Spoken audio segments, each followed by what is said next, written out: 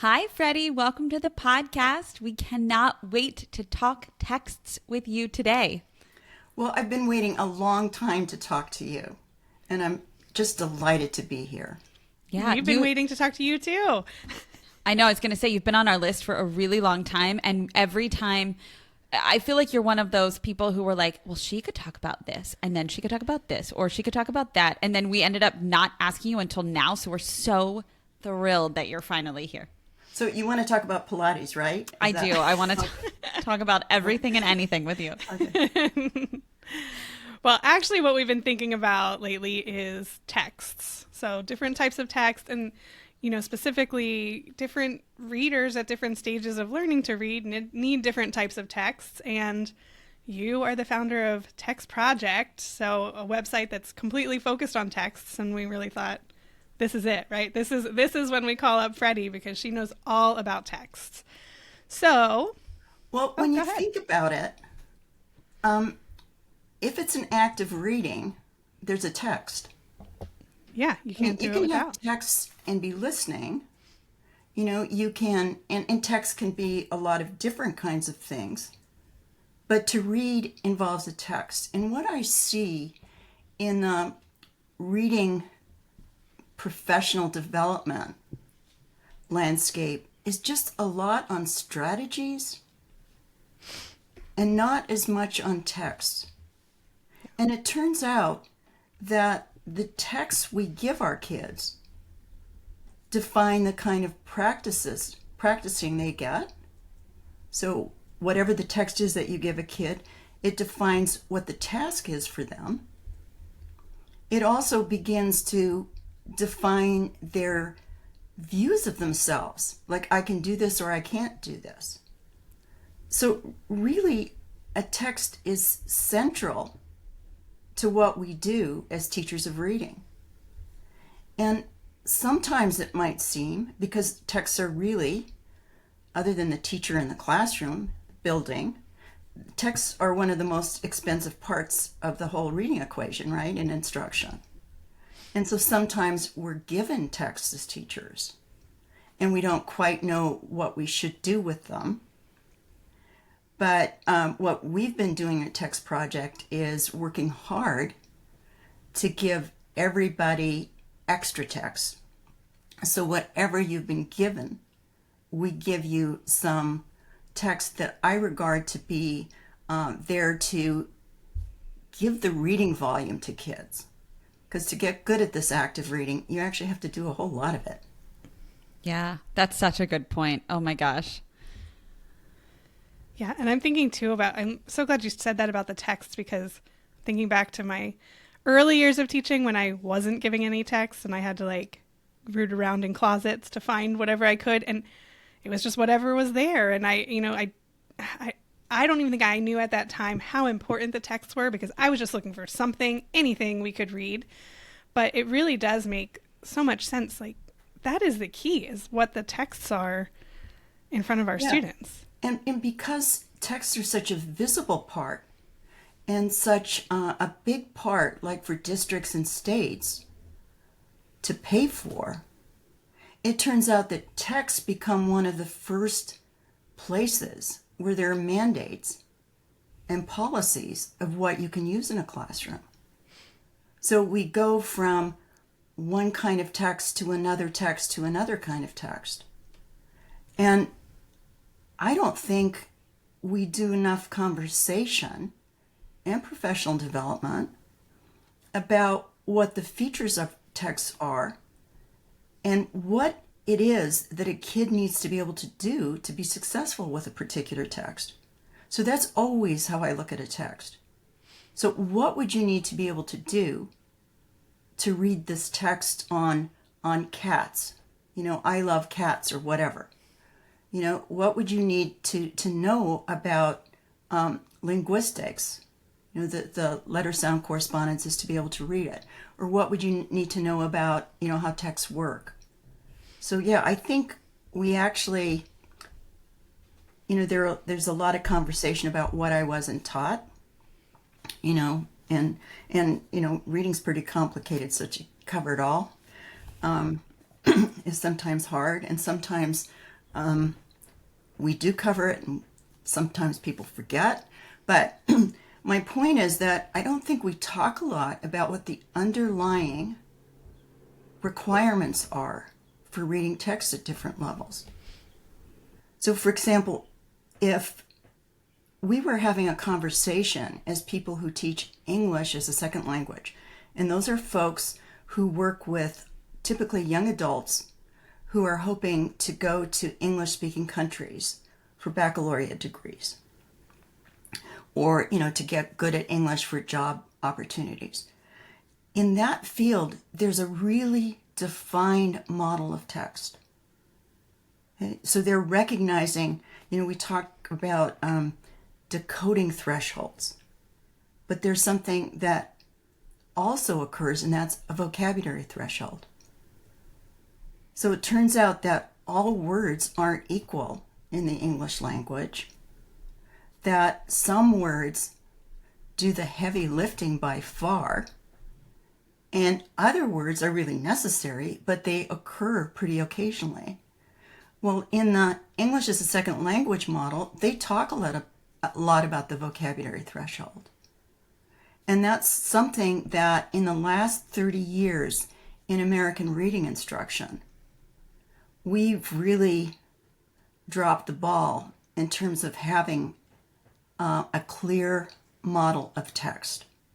We do now with decodables, but then the question is, what actually should define a decodable? Okay, so we have a model underlying decodables at this point that is called the lesson to text match. And what that basically is saying is if a letter sound correspondence has been taught in a lesson, in the teacher's manual, then it matches to a word in the text, and then words with that letter sound correspondence are free in a sense. You can put them in. Okay, but how many times do you have to see certain patterns? All patterns aren't as equal in terms of being learned. And furthermore, we also know that for young kids, well, for adults too, learning concrete words happens a lot faster than learning abstract words. So, there's something about the design of decodables that sometimes we haven't talked about too. Should there be some repetition of words? Right now, there are just a lot of exemplars of particular patterns, but not necessarily particular words repeated with that pattern. And I find my pandemic project has been to attempt to learn my native language, which is German. You would probably think that with a name like Elfriede Hildegard, that I would have had some German background. But one of the things that I've really learned, and because it's German, and I had German, I heard German in my home when I was a little one, but because German forms such an important part of our English, the basic words in English, I've got some real advantages. Plus, I'm a reader of English, right? But it turns out that single word learning just doesn't happen a lot. It helps to see some words. I'm not just saying you memorize those words, but I'm just saying once you've figured out a word and said it when you're reading a text, it's really nice if they give you another chance to actually, try out your hypothesis again and be successful. And somebody be able to go, wow, way to go. You've got this nailed. Yeah, that makes a lot of sense. My son is just starting to read those decodable texts, and, he's like, can I just read the same one again? And I'm like, yes, let's practice those words again. Well, that's a really great example of what a kid can do. I have an example of one of my nephews. This was a long, long time ago, and it was actually one of the first evidence-based decodable programs. And I have to tell you, the story was just so didactic and tedious and boring. And when he finished, he went, "So, Auntie Freddy, let me tell you what's really going on in this story." And then he proceeded to tell me this, elaborate story about this elephant that was, tried to get into a beehive, and then the bees stung him. And none of those words, other than elephant, were actually in the text, So I think that that's a really great example of, if you've been gifted by your district or school with texts that are pretty tedious, I'm not suggesting you do this elaborate comprehension, event around every one of these stories, but I think it'd be interesting to see what the kids are actually thinking is happening in these books. Yeah, for sure. I'm wondering if you can, I'm curious about the texts on Text Project, and if you could just give us like a big overview of those texts and how are they connected to research? Like, what did you specifically want to add to those texts that you put on there? Well, thank you for giving me a chance to describe what my life's work is. So I've been doing research on texts for a while. And the texts at Text Project, there are texts at 3 different levels. And each level of text represents a line of research.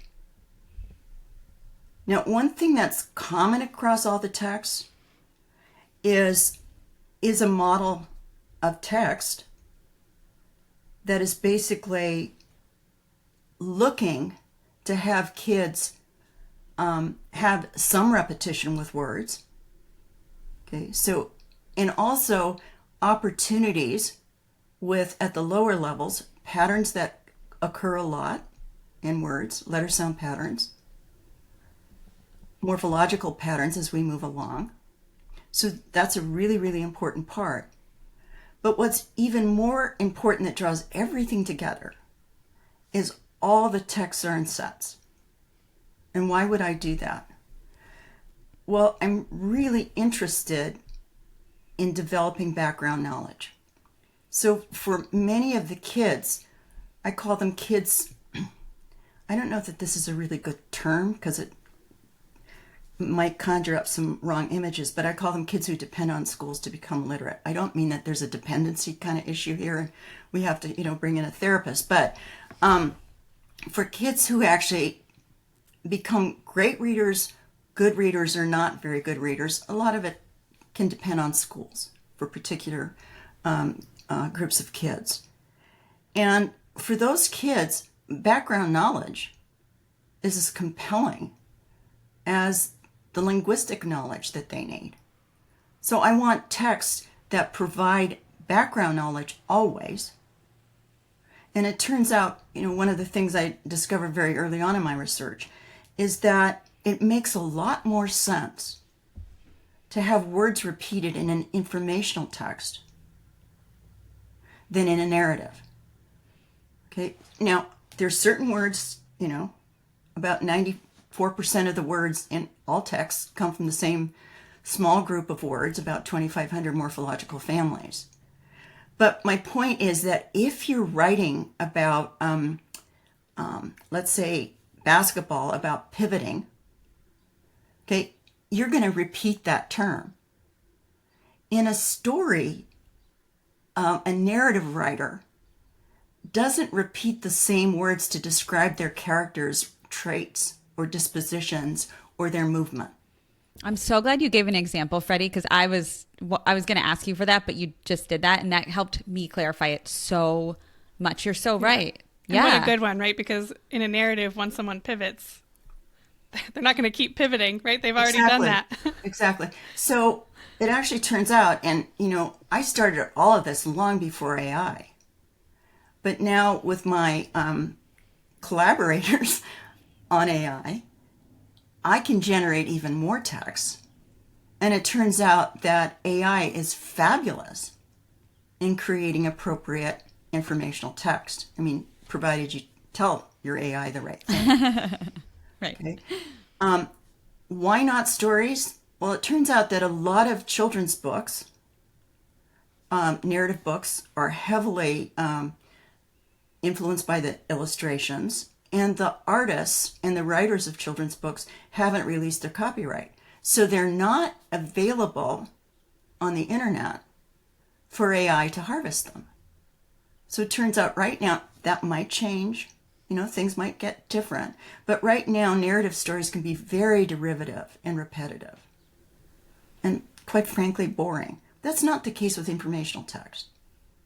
So I can ask, I'll tell you what I'm working on right now. I'm working on a little series because I also do research on vocabulary. And I know, I was curious when you were going to mention that. And vocabulary is really, right, what makes text pretty much, it relates to the topic, and that's what makes text, compelling or challenging or not. And I'm doing a little series for beginning readers on polysemy, although I'm not calling it that. I'm describing it as same and not the same. Okay, so for example, bark and bark. There's dog barks, there's bark on a tree, and I can get great pictures of a dog barking, hanging onto the bark of a tree and barking. Obviously not barking at the bark, but barking at something up there in the tree. But AI can help me find some of those polysemous terms and actually get me great ideas. So I've kind of digressed here a little bit, but what I'm saying, let's get back to the main point, Freddie, and I can do that. What I'm saying is I'm into informational text because I'm really concerned with automaticity. I think that's a major thing that American kids, if you don't read enough, you don't become automatic with those 2,500 morphological families. And that should actually be another conversation we have, which would be about vocabulary. So I'm not going to get into the families too much. But, it's the common words that make up stories and also informational text. But I also want to point out that it's information so that you can repeat words. That makes sense. And it's also text in sets. And why would I do that? Well, I want kids to build a schemata. I want them to build some background knowledge. But at the same time, I want to repeat words in different contexts. And research is showing that that's really important, that you see a word in a very different contextual and syntactic situation. I mean, that was really a major problem with level text, is that often kids just saw a word in the same syntactic construction. Right? And so what I've done is these informational texts. So if I have 4 texts on snakes, for example, for beginning readers, or 4 texts on different kinds of trees, I can repeat the words trees or cones or scales, or shape or size or, bones in terms of snakes, not bones of trees, but bones of snakes. And I can keep, repeating those, and kids can see them in different contexts. And again, it's a matter of feeling some success. I transferred this knowledge, and it's not a word that only sits in this one place. I can use it some other place. So does that give you an idea? So the thing about our text is each layer of text comes from a line of research that I've done, but all the texts are around information, and all the texts are in sets. Although, to be completely honest, some of the texts that I'm writing with AI, I'm posting things where I'm trying out things with AI, and so sometimes there's singletons. The text will be a one-off, but I'm working really hard on, creating text sets. There's some really interesting research. And I know that you've talked with people about text sets, but, O'Reilly and Wang at ETS actually showed that when kids know a few key words on an informational topic, even if those words aren't necessarily in a text, they're going to do better at comprehending that content, because they've built some kind of an anchor network. And Yeah, And you said just a few keywords? yeah, like maybe on something like habitat. You don't have to know every single word that might show up. But if you know some words around that topic, like ecosystems, that's going to really help you on topics. So one of the things I have been building for middle grade kids, and that's part of I have this new feature text project. It's called Text Models. And that's where I'm showing people, things that I've tried out and things I've created using AI. So until I started that component, everything else at Text Project came out of my own process of locating information and writing it. So I didn't, we have almost 1,000 texts at Text Project, and all but about maybe 100 of them came from the writing that I do. And I study what features of text ensure that kids are going to be successful with it, and what makes a text hard. Yeah. So, Freddie, I'm wondering if you gave a really great example about those beginning texts, right? That you're sharing that they have consistent patterns, they have this really interesting content and important vocabulary that's connected in these text Right. sets. Can you tell us a little bit about the middle grade texts and like the maybe middle to high school texts and how they're different and what they include? I actually started my work on the middle grade texts. And I like to solve problems. That's basically what I see myself doing as a researcher. And one of the things I really wanted to know, because we weren't talking about it at that point in the US, and this was about, around 2000? But I did get to know some of these people in English as a second language. And I was learning about, and let me add something else. I'm incredibly interested in statistical learning. Okay, that the number of opportunities you've had to see a word, including a different context, is really going to influence you. So the problem that we have with our kids isn't that they can't figure out words eventually. It's how long it takes them, because they haven't seen patterns, the patterns in the words and the words themselves, So I did a lot of work on what words were important. Like I started out by taking all the NAEP tests, the National Assessment of Educational Progress, grade 4 tests. And I said, what would you need to know to be successful with this? And then I took all this as any state test I could find, and I did the same thing. And that's where I came up with, there are these 2,500 morphological families. Okay? They encompass about 6,000 words, because it's a family, right? It's like helpful, helper, unhelpful, like that. Okay, and then I started constructing texts. And so topic reads for the middle grades at Text Project actually walks you through some steps. So it starts out like if a kid, it has 6 levels. Not like the Fontes and Pinnell levels that you just would throw books down the stairs and see where they land. But it's the level A were texts that had the most 300 most frequent words or most frequent families. Okay, and there were always words that were rare on that topic. So I'm not saying they were like Dick and Jane books.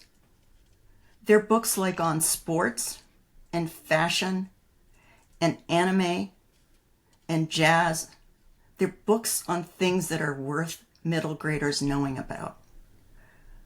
Any text that gets on Text Project has to interest me when I put it on. That's a criterion. And you might be able to tell from the conversation to this point that I have a pretty active mind. And so I have to have something that really interests me. And by the way, we have, because we're not for profit, we have incredible access to interesting pictures at very low cost. And I don't put pictures in there for the sake of, you read the picture.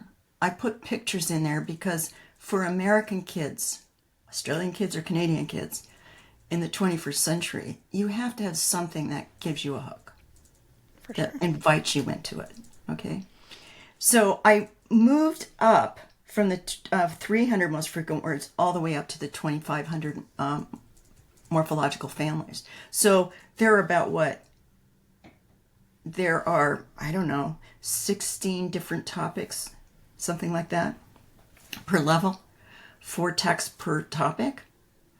And again, I want to repeat, I'm not generating instructional programs. I'm generating material for teachers to have access to give their kids additional reading opportunities.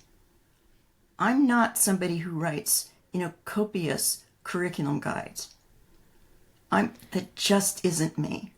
And I was going to say too, this is not like you would give a student a test and they are level A, so now you're going to give them the level A books that are on yours. You're saying you labeled them as level A, B, C because they very specifically increase in the number of words that, or probably many things, they increase right along the way.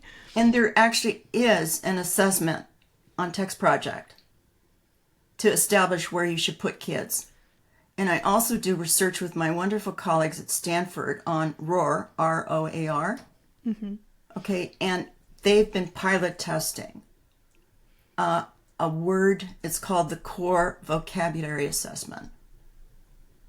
So that vocabulary assessment is actually going to help you pinpoint also what kids need to, where they need to be.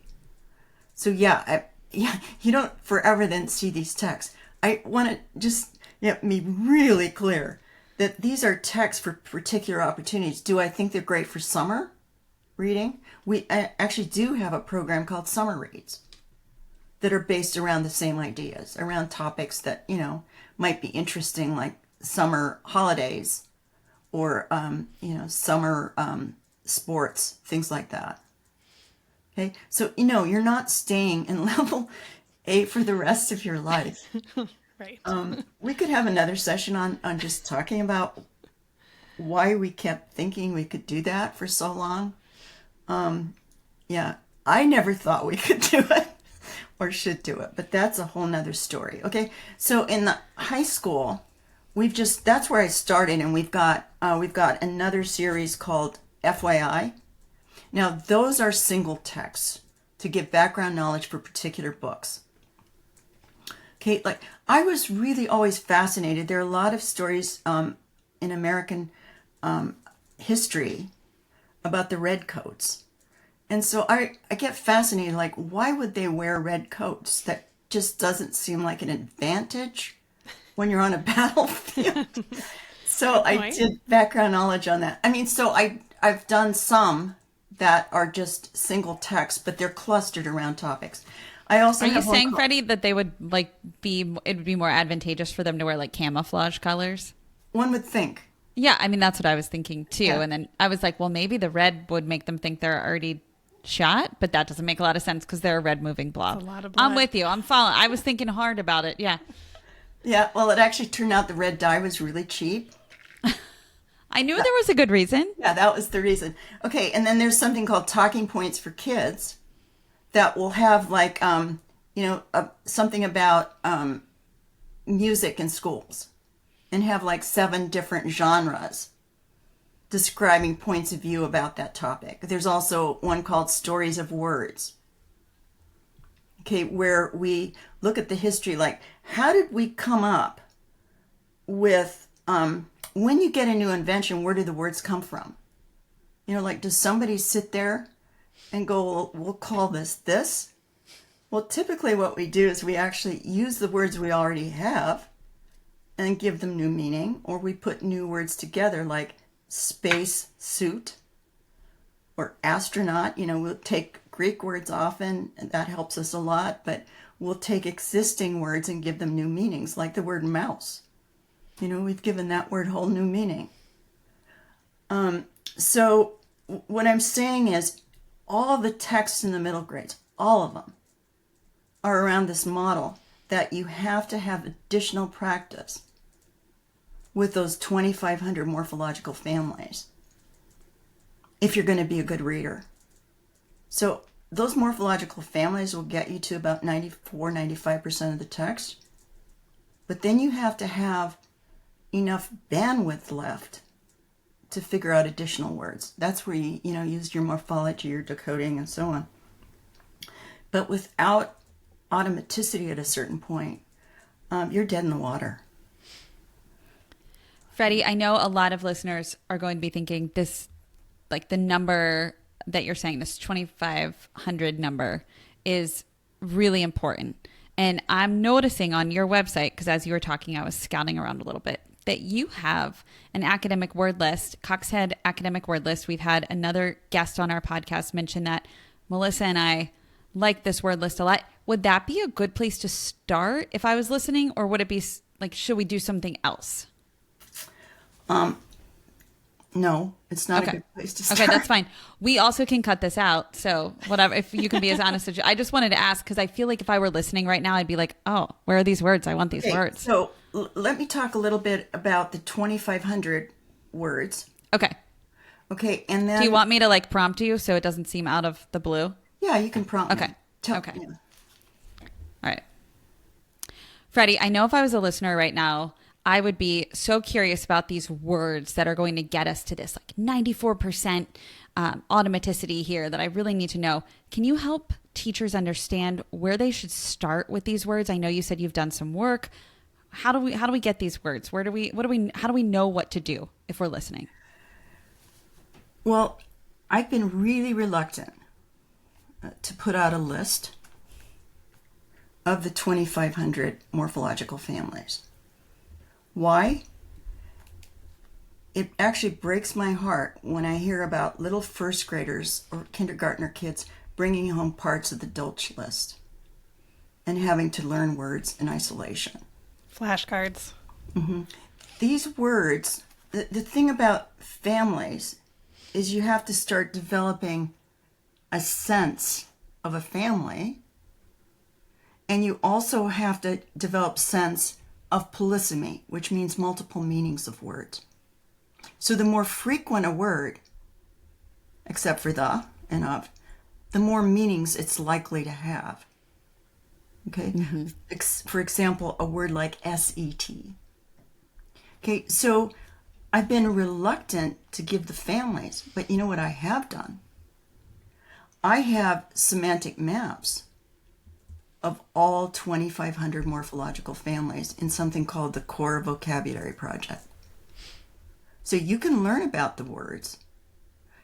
And I also don't want to get teachers like into the thing like they go from word 1 to word 2 to word 3 to word 4 to word 5. That's not what I'm saying. Okay? A lot of the words, they're words that in the main you're going to find in text.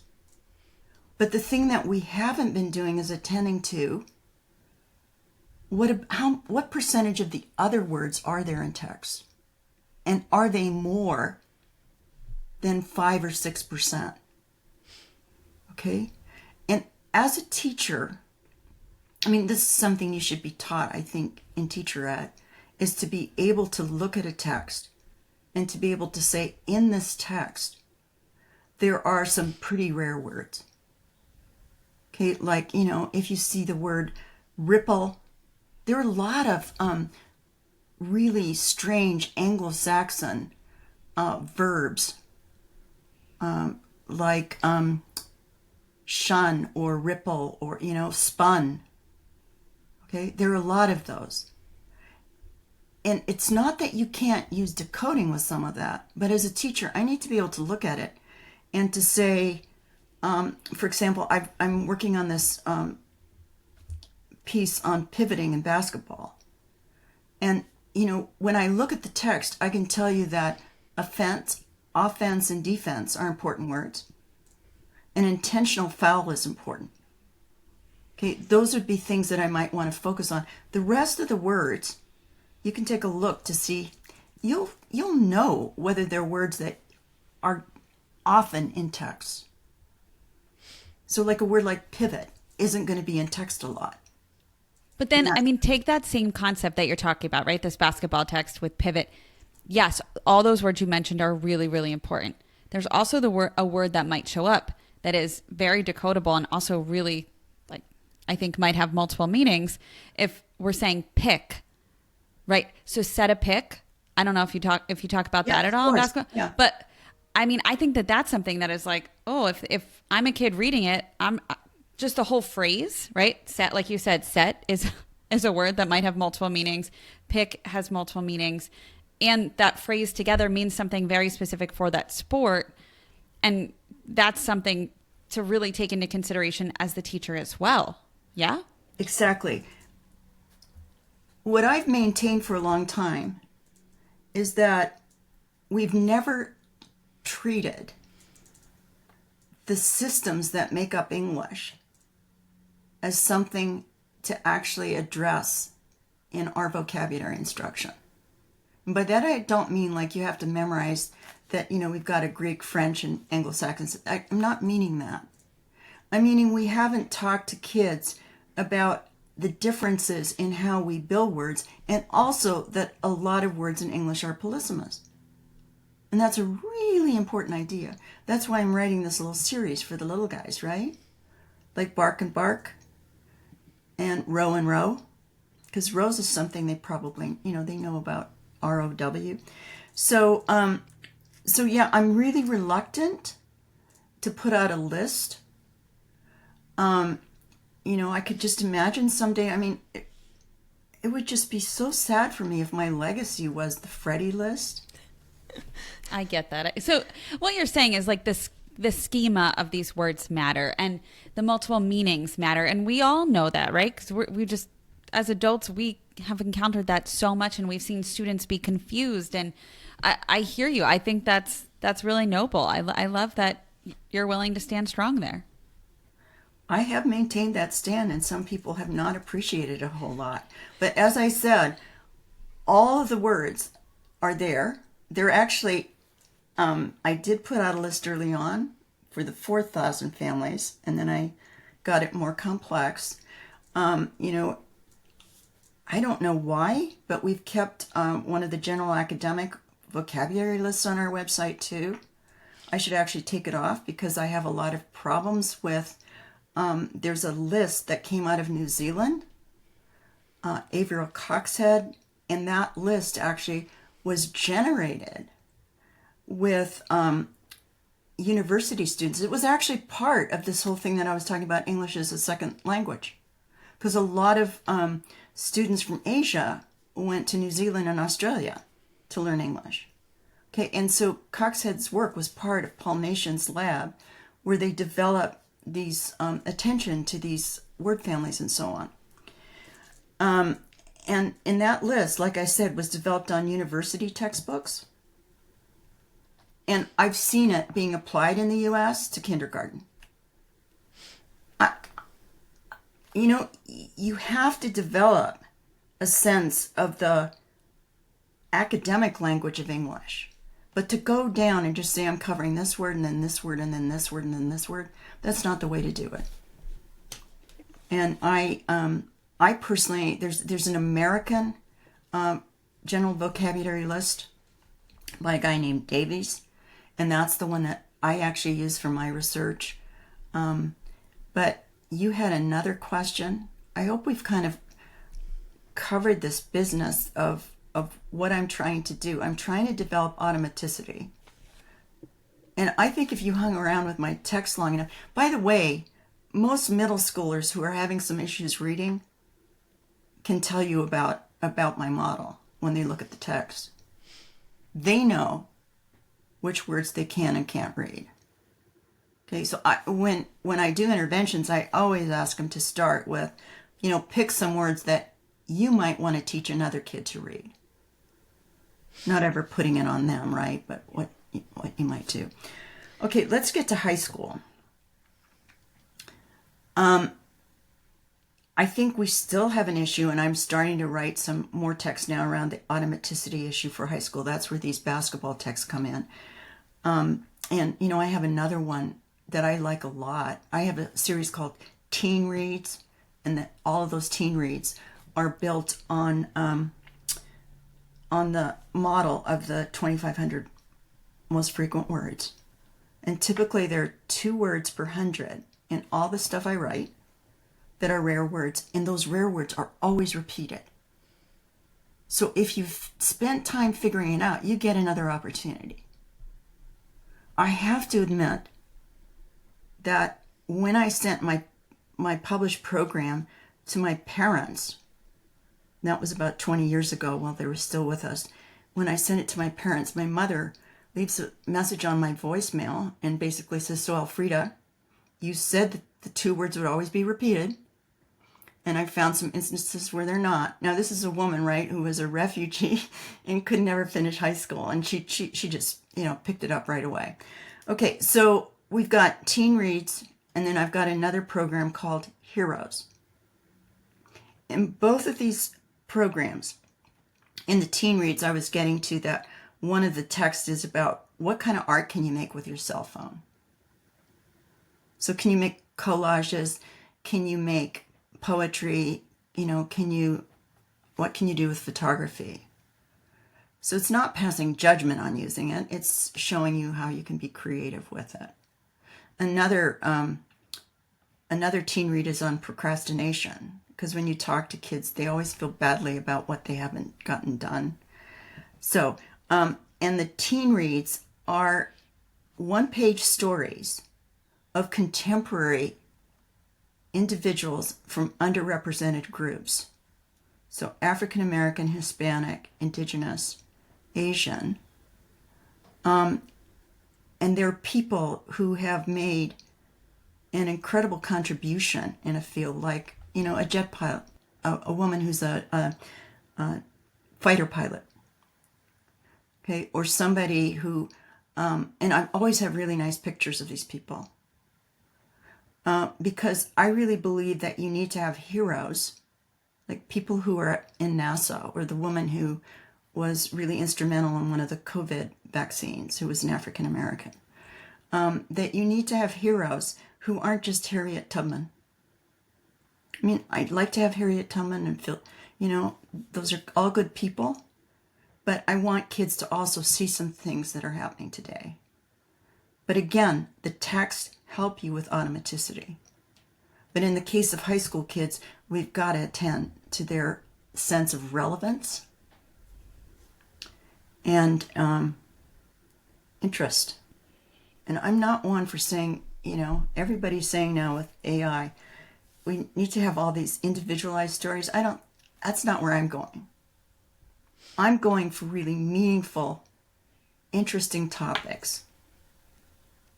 And I think you hit the nail on the head. I'm on your site and I want to read these, and I'm not a teenager, but these are, they're interesting. The topics are interesting, Well, I keep remembering, if it's on the site, it still interested me even after I'd worked on it for weeks. So, yeah. And keep remembering, everything except for that text models piece are things that I did before AI. So yeah. I've been doing this and thinking about it for a long time. I just think the texts matter. Kids need to read more. We've had this push for complex text, and I'm all for having challenging text. But if you start kindergarten, because we've pushed reading down to kindergarten, if you start with text from the get-go, that's too hard. That moves at a pace for kids who come to school with a fair amount of literacy. You've gone for what? By the time you're in high school, how many days have you gone to this place where you're not very successful? And does it help to just see text where you can't read, like maybe where you're 85 to 90% accurate? Well, what happens? We're seeing large numbers of teachers who are actually reading the text for the kids. And the research will show that the teachers are getting better at reading out loud. But I'm dubious that that's, it can help kids learn some things, but it's not going to make them independent readers. And that, my aim is, I want to give kids an opportunity. These aren't dumbed down texts. None of these are dumbed down texts. No, I would read them. They're engaging and they're very respectful to each age group that you're targeting. Thank you. And I really think that, I mean, I plan to use them with my own child this summer, you know, that I think that they're really helpful, they're engaging, and they're really useful. Like, I'm thinking if I'm a teacher listening and I'm a classroom teacher and I've been given a curriculum and I do have these, you know, complex or difficult texts that I need to engage with my students in a tier 1 curriculum, I'm still thinking that these texts have so much use and value because I can align topics, right? So I can extend text set knowledge with a volume of reading about a topic. I'm thinking, you know, if first grade students are learning about animals or animal habitats in science, those snake books are perfect, right? Pull those on out, and or snake texts are perfect, I should say. And I think that there's so many opportunities to be creative here with what you've done, whether or not you have, you know, text already included in your curriculum, right, or you're, you know, potentially just looking for maybe some additional lessons in small group to maybe practice fluency, maybe practice automaticity. So I don't know. I'm wondering if you can react to that a little bit, Freddie. Well, the intent, I mean, when you look at a bio of me, I'm interested in the vocabulary and how it impacts fluency and how it grows kids' background knowledge and how it supports their reading. So all of this is really tied together. And my intent is that American kids get to have some access to things. And I don't want anyone to walk away from this saying that I'm against complex text. What I'm saying is that if you think of a text diet, especially for the kids who didn't have the chance to get very good at it early on, you know, in our most recent paper, and I will actually send it to you when it gets accepted for publication. It's out there right now, being reviewed, and we hope very positively. It's with Elizabeth Moget, who's the dean at Michigan and who runs that. I don't know if you've ever had her talk about Marymount School in Detroit, that the School of Ed at the U of M has done in relation with Detroit schools. But we've, you know, taken a look at, you know, all this emphasis on third grade. And to do that, I look back historically why we emphasize that, and actually, I'm not going to go into all that here, but I looked at textbooks from 1957 to 2014 after the Common Core. And it turns out the texts that our kids started getting at grade 1, at the end of the year, they were expected to be reading what fourth graders were reading in 1957. I'm not making this up. In other words, we increased the number of words per 100 with the text we put in when we went to authentic text. That's why we needed the decodables so badly. That's part of a text diet, right? And I'm saying older kids need stuff for the text diet too. And if you came in and they just kept giving you hard text, you know, you need some respite. You need somebody who understands that, you know, you have to have an opportunity to have something you can read. And remember, we're always putting in rare words. We're always putting in topics that I think are relevant for kids.